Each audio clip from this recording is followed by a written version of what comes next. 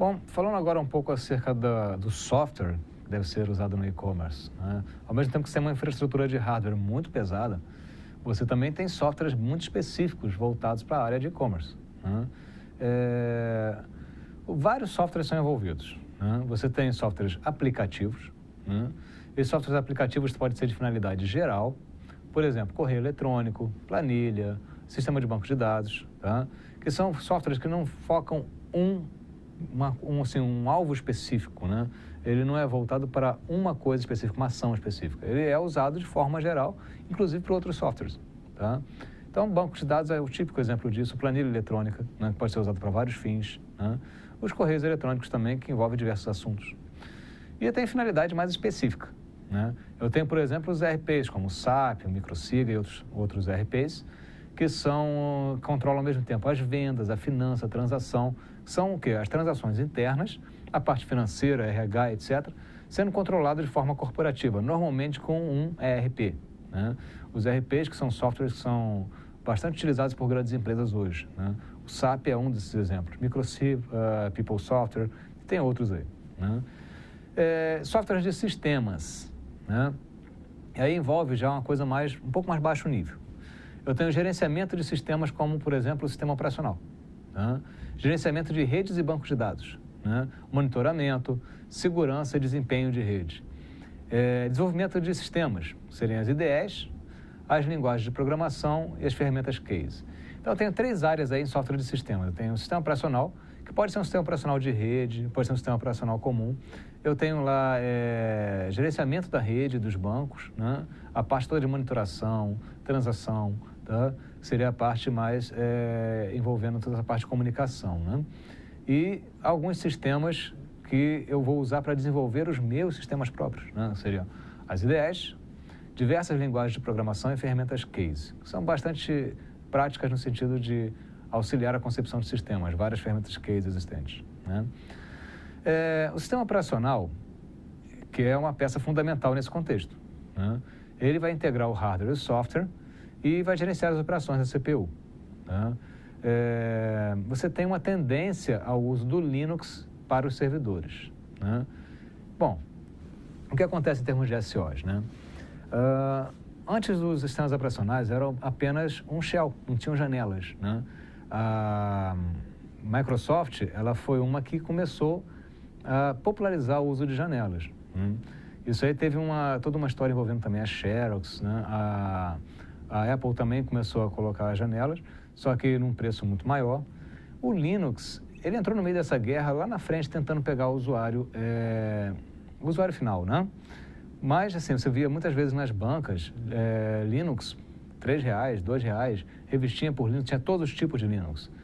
Mas o pessoal do Linux, ele cometeu um erro nesse momento, que foi pensar que o usuário final saberia o que era um domínio, um IP ou algo do tipo, na hora de instalar. Então, não tinha uma instalação prática, com isso não pegou o mercado. E passou aquele timing. Na informática, tudo é timing. Se não pegou na hora certa, não pega mais, né? Então, o Linux, ele não conseguiu pegar o usuário final, mas ele conseguiu pegar o usuário de servidores, né? Hoje é muito comum você ter servidores Linux, né? Que é uma opção barata em relação ao Unix. Particularmente, o Linux, ele tem várias funcionalidades, é bem prático para servidores, mas ele não é tão robusto, por exemplo, quanto um Solaris, um SCO, um sistema Unix qualquer, né?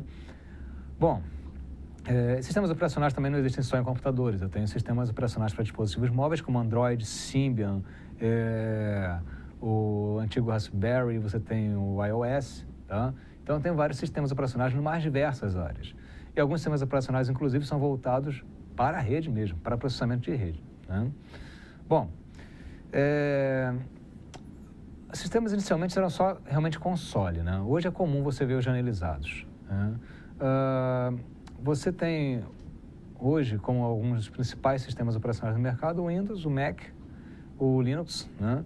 E alguns sistemas muito bons acabaram se perdendo nesse meio por causa da disputa dos grandes, né? Você tem, por exemplo, o BIOS foi um que se perdeu, né?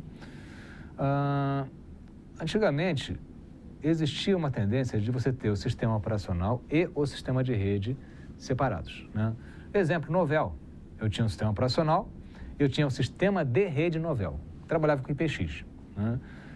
Isso fazia o quê? Eu tinha um sistema para a gerência da rede que rodava em cima do sistema operacional. E esse sistema era completamente independente, né? A Novell, ela pegou muito mercado por muito tempo. Quem fez a Novell cair em determinado aspecto, a questão da rede, foi a Microsoft, né? Por quê? A Microsoft trouxe o protocolo TCP/IP no Windows NT, que trouxe de forma gratuita. O TCP/IP era um protocolo pago, né? E isso aí, como o Windows tinha uma grande base de usuários, começou a surgir as redes TCP/IP, as intranets. As intranets eram preferencialmente antes Novell, né? Então, assim, isso causou um impacto muito grande no mercado, né? E, hoje em dia não se usa praticamente Novell em lugar nenhum, né? A rede Novell, algumas pessoas utilizam por uma questão de segurança reversa. O que ocorre? Por ser pouco utilizada, ela não é tão acessível pelos hackers. É mais fácil invadir uma rede TCP/IP do que uma rede Novell.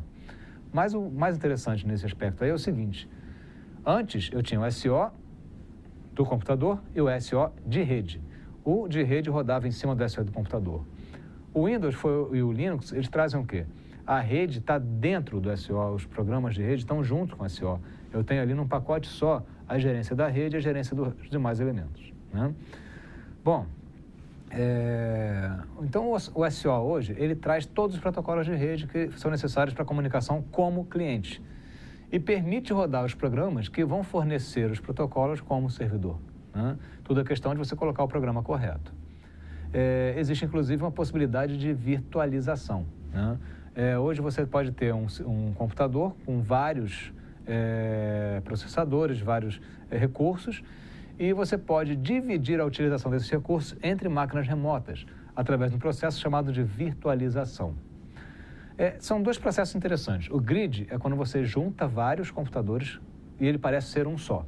E a virtualização é quando você pega um computador e divide em vários pedaços para cada um usar parte dos recursos dele, né?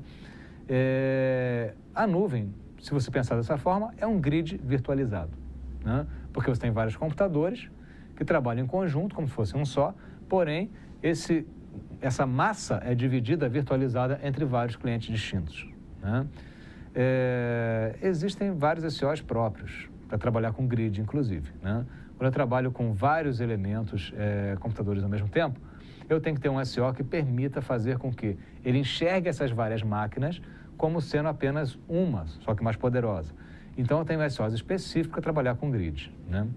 Além do SO, eu vou ter ferramentas de desenvolvimento, e aí eu vou ter linguagens, tá? Você vai ter linguagens específicas, como, por exemplo, Java, o PHP, HTML, né? JavaScript, tá? Então, as linguagens de programação que eu tenho aí para cliente, por exemplo, são HTML, JavaScript, jQuery, JSON, né?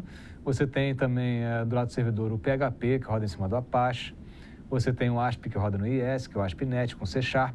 Você tem o Glassfish, JBoss e outros servidores Java que vão permitir servlets JSPs, entre outras tecnologias. São diversas, tá? Poder programar até em Python, com Django, não importa. Na verdade, eu tenho o quê? Linguagens para para criar sistemas para a internet, né? Bom, além disso, você vai ter o quê? Servidores, né? Servidores de e-mail, clientes de e-mail, tratamento corporativo do Exchange e Lotus Notes, né? Então, eu tenho servidores de e-mail normais, SendMail, entre outros. Eu tenho lá os meus clientes de e-mail e eu tenho alguns ambientes que usam, além do e-mail, toda uma parte corporativa de workflow, de acompanhamento de tarefas, né? Exemplos disso são Lotus Notes, né? Ou então o Microsoft Exchange, né? São dois ambientes que trabalham com e-mails de forma corporativa. Você tem os bancos de dados, né, em termos de software ainda, são os SGBDs, e aí são mais bancos de dados relacionais, né? O Oracle, o SQL Server, o DB2, o Informix. Alguns deles permitem uma camada orientada a objeto, como o Oracle, né? Mas a tendência também é que exista, talvez com a computação indo para a lógica fuzzy e imitando o raciocínio humano, que seja mais comum começar a surgir bancos de dados orientados a objeto também, né? Então, hoje, o predomínio relacional, que é uma coisa bem mais robusta, matematicamente eficaz e eficiente em termos de acesso a dados, né? Então, servidores de banco de dados são outros softwares necessários para essa parte de e-commerce. E eu tenho também os servidores que suportam as linguagens, né, como o Glassfish e o JBoss. Então, só nessa brincadeira, você já tem ali sistema operacional, você tem servidor de banco de dados, servidor de rede, você tem servidor de aplicações, lá que você tem, de repente, um Glassfish, um JBoss, você tem talvez um Lotus Notes, um Microsoft Exchange. É uma quantidade de softwares muito grande, né, que devem ser integradas para conseguir o resultado final, que seria a concepção do seu e-commerce, da sua loja virtual, etc., né? Agora, dentro desse contexto todo, uma coisa que surgiu também é pelo fato de trabalhar com muitos recursos, muitas pessoas, muitas culturas e às vezes muitos locais, né? Quando você trabalha, por exemplo, com nuvem e tudo mais, começa a surgir o conceito de groupware, né? É o quê? É o trabalho colaborativo na rede, né?